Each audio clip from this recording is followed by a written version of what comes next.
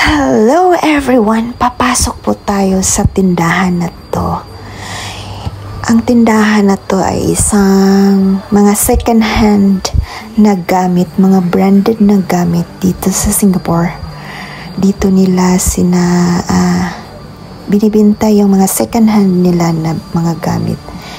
Yung mga relo na yan, mga jewelries, mga wine na ayaw na nila, dito nila ibinta. Mga gamit, magaganda lahat na bagay dito. Mumurahin lang. Pwede ka naman ding mag-bargain.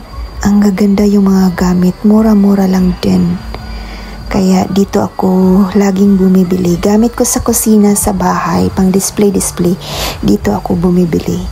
Ang gaganda. Tapos, mga antik-antik. Ang dami gamit sa kusina, mga figurines, yung mga crystal na gamit, yung pang center table, pang display. Ang ganda, ang daming kapilian. Mura lang din. Nakabili po ako dito ng watch. Mura lang din, original, at saka bag.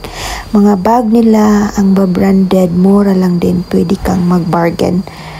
Kaya, na-enjoy ako dito sa tindahan na to.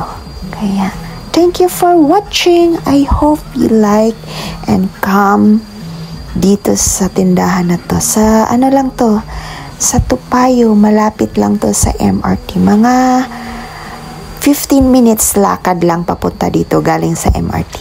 At sa bus, siguro 10 minutes lang din.